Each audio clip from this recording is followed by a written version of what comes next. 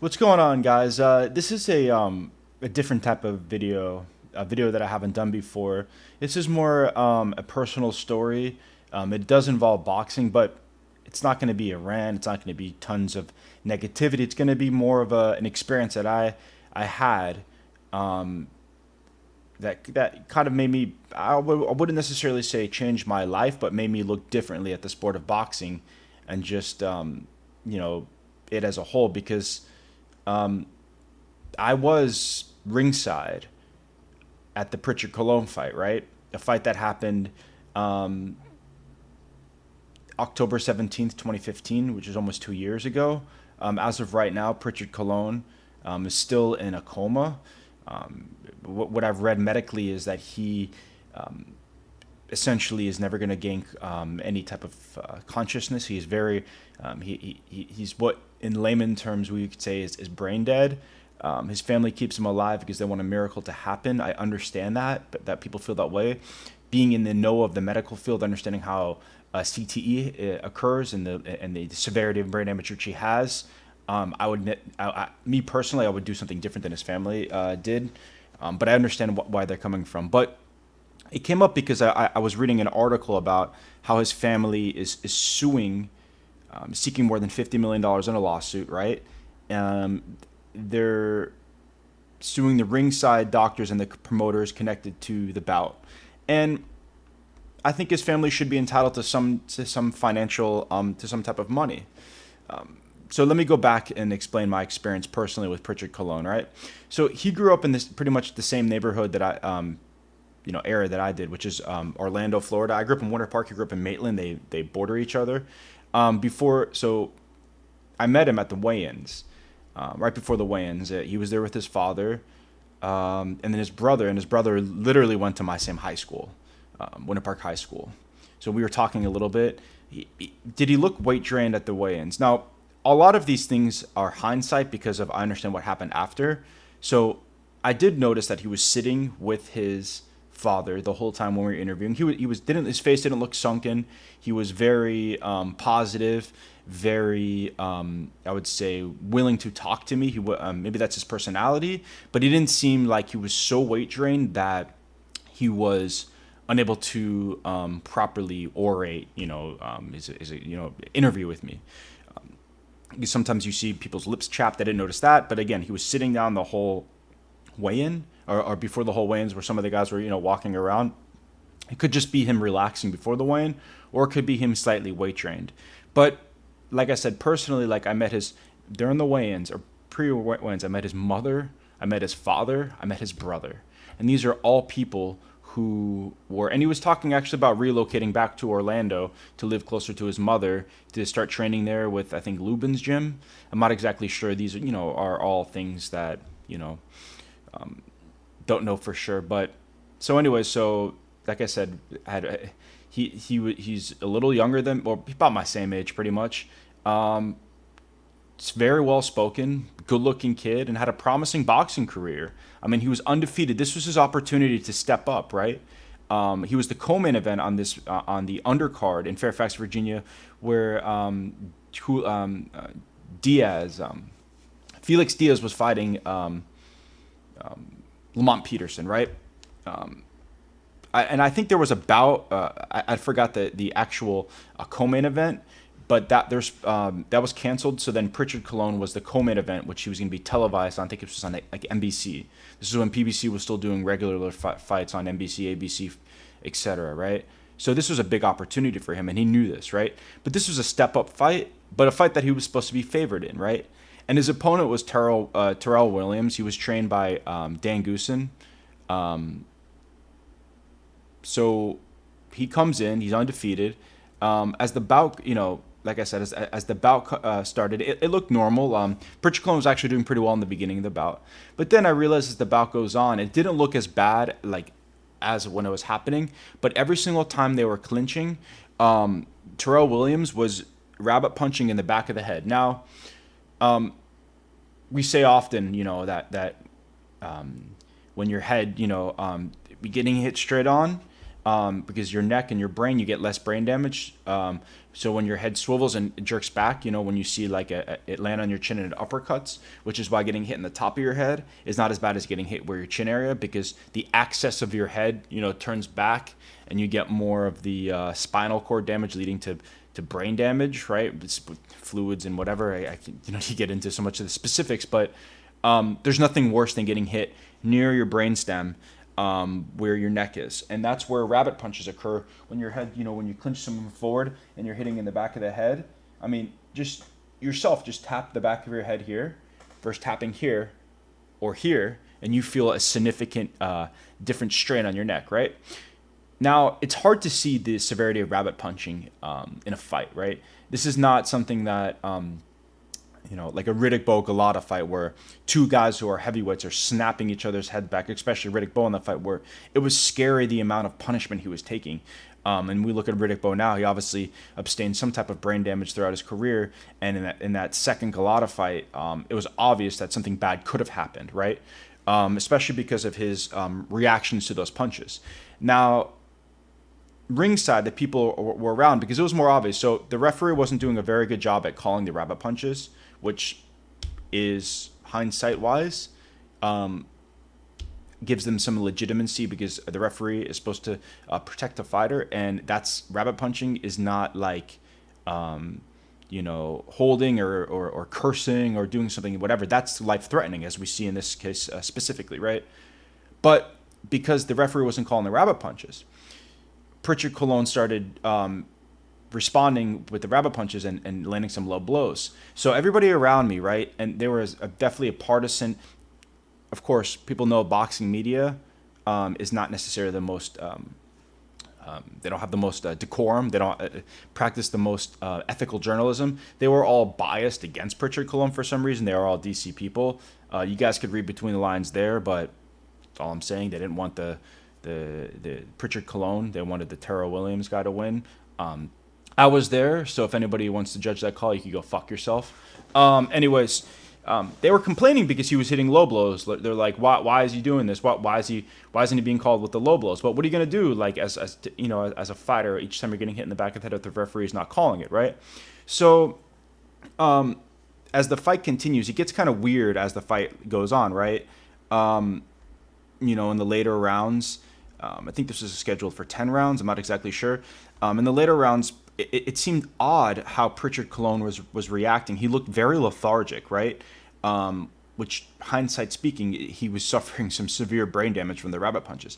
And his movement slowed down, and he looked fatigued and almost like not wanting to like engage as a fighter, which caused many people ringside to call him a fucking pussy, right? They're calling him a pussy and afraid and a coward, and I hope these people now have some remorse in how they were saying, talking about the situation.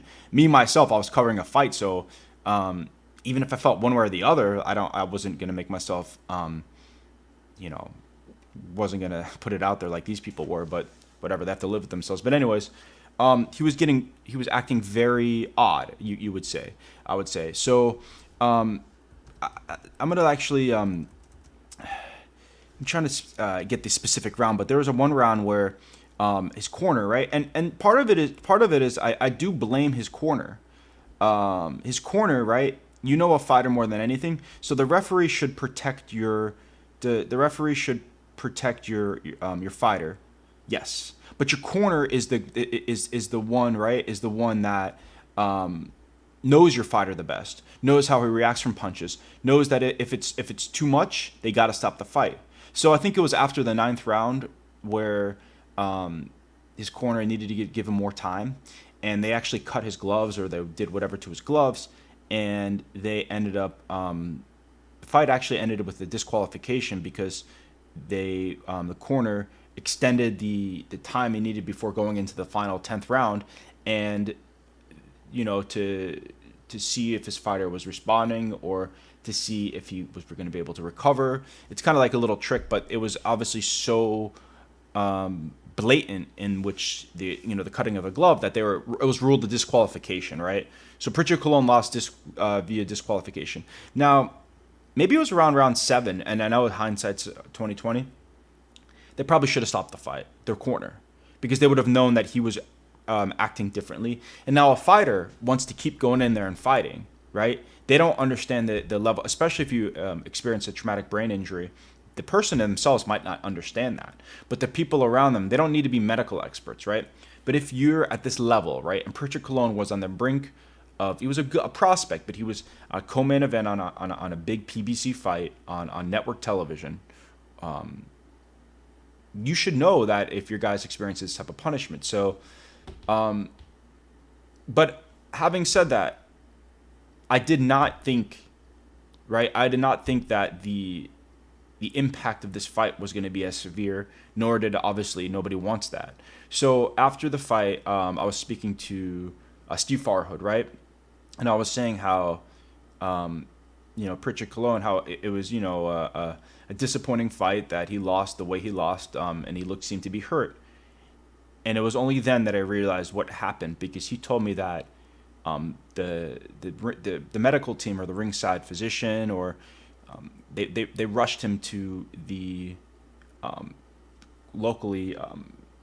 There's a I've forgotten the actual specific hospital, but he was rushed to the hospital to perform emergency neurosurgery, which is this is a common thing. What they do with your brain is they have to remove a piece of your skull to relieve swelling, which occurs when you experience bad brain injury, similar to what happened to Magomedov. But again, it kind of surprised me that it was that bad, because of where it was happening, my angle, even sitting at ringside, you don't always see all the angles in which it occurs. So I was surprised about Steve Farhood. Now, knowing this, I was telling some of the people that I was working with at the time that I just hope, right? I pray. I'm like, his career is done. I mean, they remove a piece of your skull, you're never boxing again. It's inevitable. You're never boxing again. I just hoped and prayed for this kid, this nice, bright, he had a potential to just, that he could be he could live a normal life, because it's very scary and very dangerous when they have to remove a piece of your skull and to save your life. Unfortunately, the brain, his damage was so severe that 2 years later now he's still essentially I don't want to say this in an offensive way, but just in layman's terms, he's a vegetable.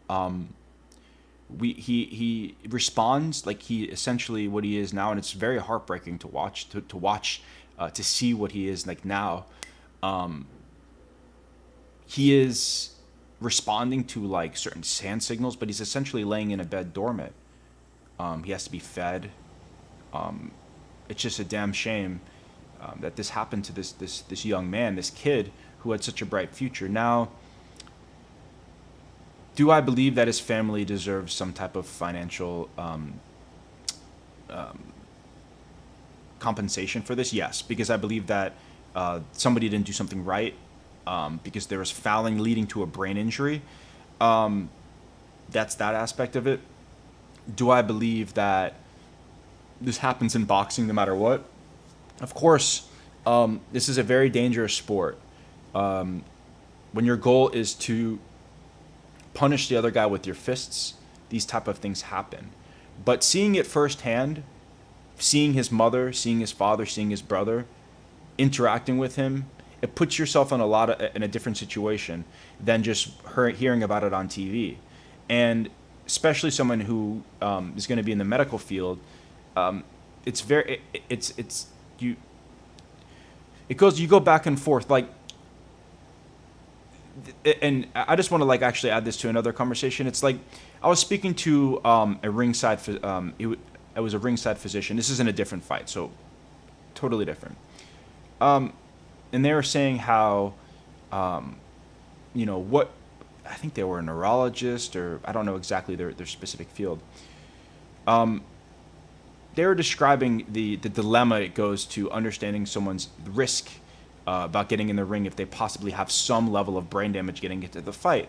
And they were telling me, they go, well, if this guy has an opportunity to get paid $10,000 or $15,000, and that's how much money they can make working in some other job, or within maybe half their year or whatever it is, right? So in other words, this is their only financial opportunity to put food on the table. Otherwise, especially if they don't have proper documentation, which in this case I think was the case, but they're talking about specifically a fighter, that it's like there's a risk. They know the risk. They could explain the risk, and that's it. And it just, I go back and forth with that, right? I go back and forth that sometimes people, sometimes knowing the risk, people still choose it. But then again, like sometimes it's not that person's best interest to make those decisions themselves. But it's just a sad, dark thing of a sport that, people all the time, like I love wars. I don't like glorified sparring matches. I like guys to put their foot down, to battle it out, to prove who's the better man. But of course, seeing this firsthand makes me think if my intentions are right, if they're not right. But again, this was from rabbit punching, something that I think is not often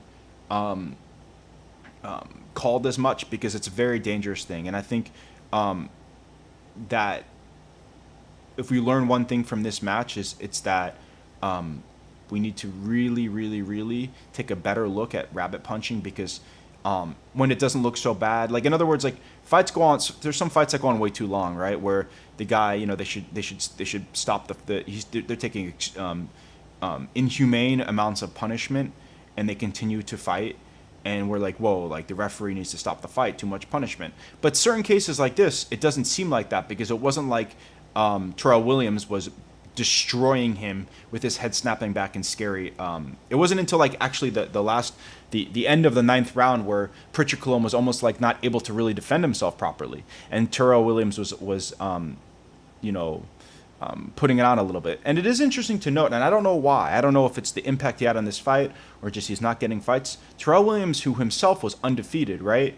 And himself, he's only like 33 years old. Undefeated. He has not fought since then. So this is just a very interesting, sad, and just, whatever you guys take it story. But like I said, I hopefully you guys enjoy my firsthand experience with it. I guess I hate saying this, but just, thoughts and prayers go out to Prichard Cologne's family because they have to deal with something very, very sad and very, horrific. But I'll come back with more videos later today, hopefully, or soon about more current issues and hopefully more fun. But later, guys.